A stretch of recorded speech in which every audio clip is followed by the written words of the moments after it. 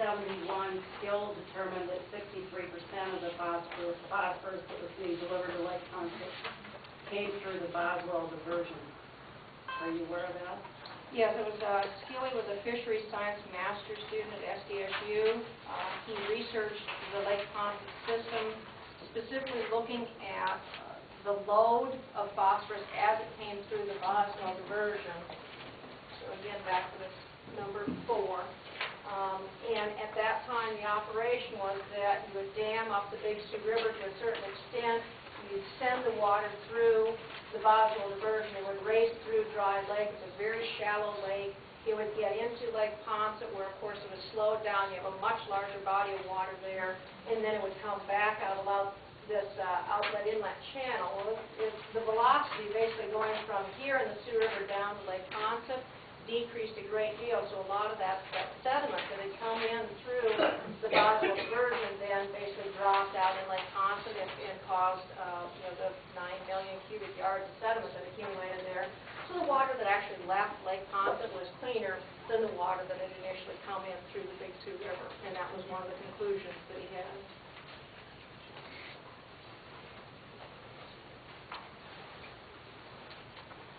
And you'd agree that when we're talking phosphorus in the Big Sioux River, that typically would be higher in phosphorus during the high flows in spring, correct? No, I would not agree. Would you agree that it would be higher during high river flows than it would be during low river flows? No. The phosphorus in the Big Sioux River has a huge amount that comes from the wastewater treatment plant at Watertown. That puts out 5 to 10 milligrams per liter from Watertown in dissolved phosphorus. And with that background level coming in and then the other that's there, the relationship isn't simply the fact that the velocity is going to pick up a certain amount of particles and the particles carry the phosphorus. There's a background level of phosphorus in that river already.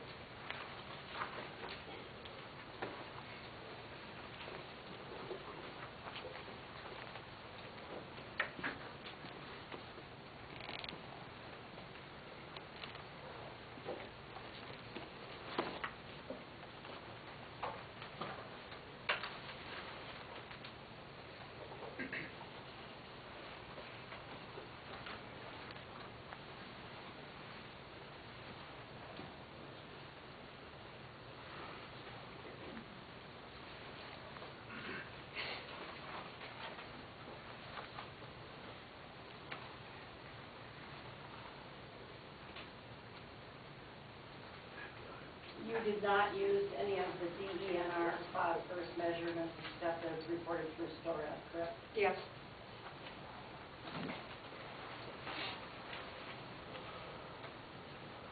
And when you look, where does the Big Sioux River start? Upstream from Watertown. And its source, typically a river would be have flows that are typically lower and carry less nutrients, and then if it goes downstream, it would typically pick up.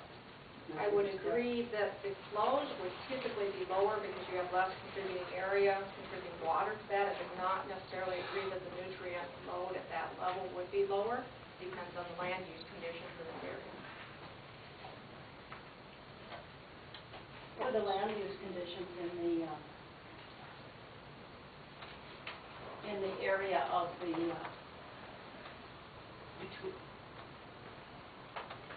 Here? in the channel between the Big Sioux River, speaking of land use conditions, in the channel between the Big Sioux River and the outlet structure we're talking about? As I stated earlier when I was referring to Exhibit 4, the land use conditions are pasture land and hay ground. It's not cropped land. Basically this area, you can tell, has some sloughs in it, cattails, grasses, but basically this is a meandering stream that you see through here, fairly flat, but not a cropped area. I think you said in your report or in your testimony that there is sufficient vegetation in that channel to sequester a significant amount of phosphorus. Yes. So is it your testimony that there's not really an open channel in that area? open channel is in a man-made constructed channel or? Natural channel, man-made constructed channel. You've been out there, right? Yeah, I just, Oh, are you saying the whole area is full of vegetation in that channel? to me, the words open channel means something a little bit different, I believe. An open channel to me is something that has the surface flow is in contact with the air, as opposed to a conduit, a pipe flow. So when you're saying open channel, I believe you mean the word open to mean something else than what I'm thinking of. Well, are you saying the entire channel area is vegetated, and that there is no channel area that doesn't have free flow of water without vegetation? The only place that I could not actually look at is up in this area right here. Would have to get a canoe, go out, and that actually isn't public land. So in driving and walking along, we were able to inspect most of that area, except for that area right up by the Sioux River Road. What I inspected was that had vegetation on it. So the entire Well, other than the area that section you up looked here, at? yeah, that was basically vegetated. In some cases, some fairly tall grass, cattails, wetland type vegetation. I just want to do something here and show the board what that channel actually looks like. I think there's some confusion that's going on.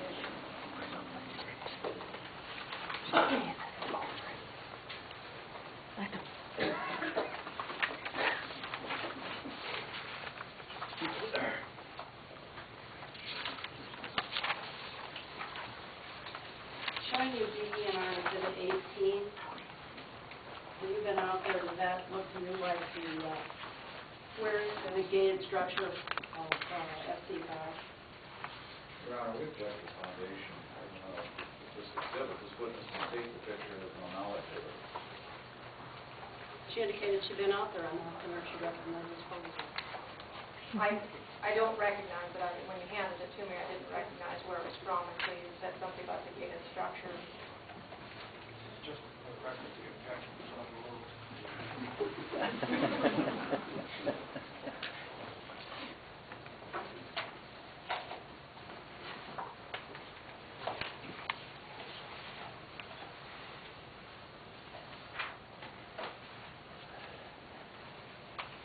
And if I represent to you that this is the DENR 19 is a photograph of the channel we were just talking about, do you dispute that?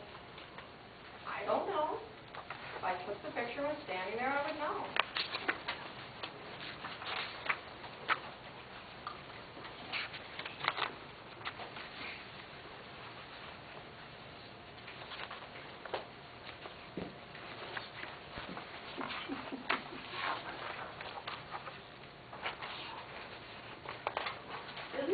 Isn't it generally accepted that total phosphorus will be higher for higher flows due to the potential for increased amounts of suspended sediment in the river system?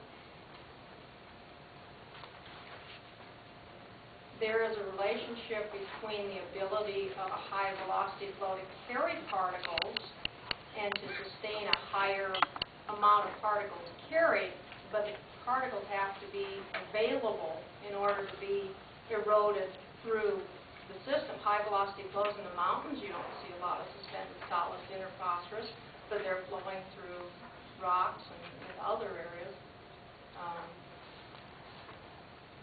High velocity flows can erode soils. That's about it.